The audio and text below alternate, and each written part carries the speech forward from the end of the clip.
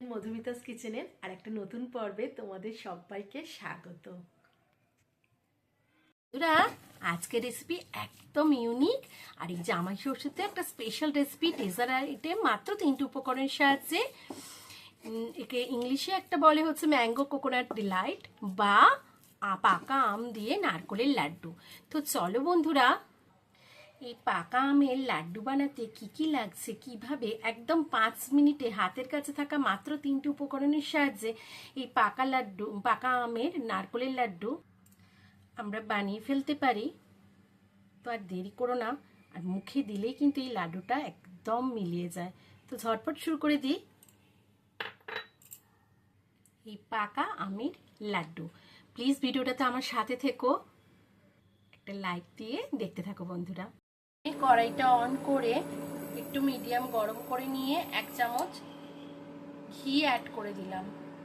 Medium ফ্লেমে আঁচ থাকবে। ঘিটা মেল্ট হয়ে গেলে ডেজিকেটেড কোকোনাট 1 কাপ আর এই 2 কাপ দিয়ে দিলাম। মোটামুটি বন্ধুরা এটাকে আমি একটুখানি ভেজে নেব বা নেড়ে নেব। মিনিমাম 5 মিনিট নাড়তে হবে, এটাকে একটু ফ্রাই করে নেব।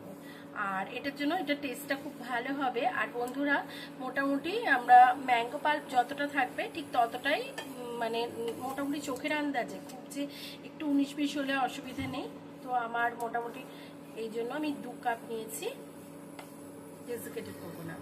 আমি কিন্তু একইভাবে 5 মিনিট নাড়ার পর তোমরা দেখবে কালারটা চেঞ্জ হয়ে যাবে আর 3-4 মিনিট পর থেকে একটা খুব মিষ্টি গন্ধ এসে যাবে। এই সময় আমি ম্যাঙ্গো পাল্পটা, দেখো বন্ধুরা, আমি 2টো আমের পাল্প এবার অ্যাড করে দেব।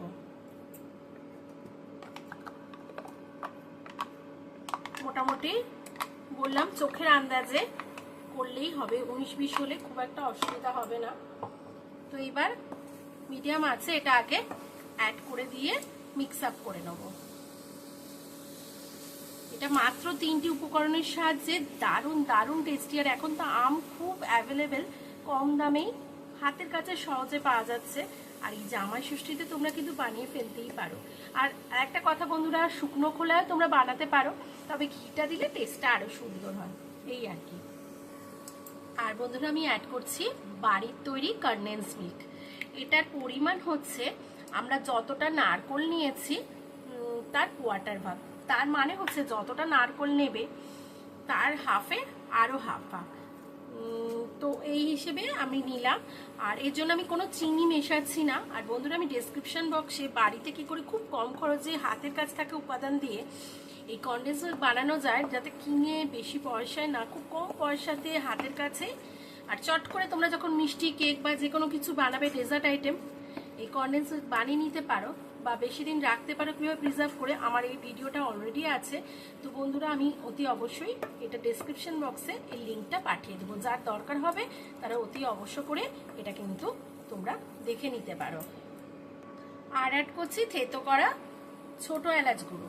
বন্ধুরা, কেশরও এই ক্ষেত্রে ব্যবহার করতে পারো। আর আরও একটা কথা, যদি তোমাদের কাছে কনডেন্স মিল্ক তখনই না থাকে, আমি বললাম যেহেতু 2 মিনিটেই আমার কনডেন্স মিল্ক কীভাবে বানাতে হয় বাড়িতে হাতের কাছে থাকা উপাদান, মাত্র 2টো উপাদান দিয়ে, সেটা আমি করে দেখিয়েছি। আমি ডেসক্রিপশন বক্সে দিয়ে দেবো। তাতেও যদি তোমাদের অসুবিধা হয় তাহলে তোমরা মিল্ক পাউডার ব্যবহার করবে, ওইরকম কোয়ার্টার কাপ। আর যতটা নারকোল তার থেকে কোয়ার্টার ভাগ। আর তার সাথে চিনি গুঁড়ো বা চিনিটা তোমরা তোমাদের পছন্দের মতো দেবে। তার একটাই কারণ, আমটা কিরকম মিষ্টি তার উপর নির্ভর করবে মিষ্টি, বা যে কে কিরকম বাড়িতে যেহেতু মিষ্টিটা তৈরি করছো, কে কতটা মিষ্টি পছন্দ করো তার উপরও ডিপেন্ড করছে। তো বন্ধুরা, যতক্ষণ না কড়া ছেড়ে আসবে আমরা কিন্তু এই নাড়াটা বন্ধ করব না। মাত্র 3টে উপাদানে দেখো আমাদের কিরমভাবে এই নারকোল আর আমের লাড্ডুটা বানানো হয়ে যায়। এই ডেজার্ট আইটেমটা চটজলদি 5 মিনিটেই বানানো হয়ে যায়। এই বিষয়ে আরও একটা কথা বন্ধুরা, যার কাছে তাজা নারকোল আছে তারাও কিন্তু একইভাবে 5 মিনিট নেড়ে নেবে, নিয়ে বানাবে। একই প্রসেস, তাজা নারকোল থাকলেও একটু মেপে নেবে, মেপে নিয়ে করবে। বন্ধুরা, কিছুক্ষণ নাড়তে নাড়তেই তোমরা বুঝতে পারবে এটা কিন্তু কড়াই ছেড়ে আসছে। কড়াই ছেড়ে আসছে, দেখো তোমরা দেখলেই বুঝতে পারবে একটা মন্ড আকার নিচ্ছে। এই সময় দেখতেই পাচ্ছ আমরা ফ্লেমটা অফ করে দেবো। এইটা দেখলে তোমরা বুঝতে পারবে। যদি তাও না বুঝতে পারো, একটুখানি নিয়ে এরম পাক করবে, দেখবে পাকটা হচ্ছে কিনা, ভাঙছে না। দেখো বন্ধুরা, এই দেখো তার মানে আমার পাকটা কমপ্লিট। তো আমার হয়ে গেছে। আরও সবচেয়ে বড় হচ্ছে গরম লাগবে, প্রথমেই দেখবে এটা কড়া ছেড়ে একটা দলা মতো হয়ে যাচ্ছে।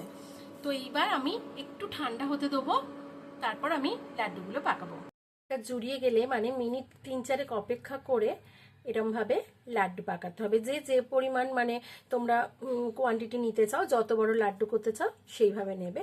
আর তার সঙ্গে আমি একটু ডেজিকেটেড কোকোনাট নিয়েছি বন্ধুরা, যাতে একটার সাথে একটা চিপকে না যায়, দেখতেও ভীষণ সুন্দর হবে, খাওয়ার সাথে সাথে রসনা তৃপ্তির সাথে সাথে চোখেও বেশ ভালো লাগবে। দেখো বন্ধুরা, এইভাবে বানিয়ে নিচ্ছি।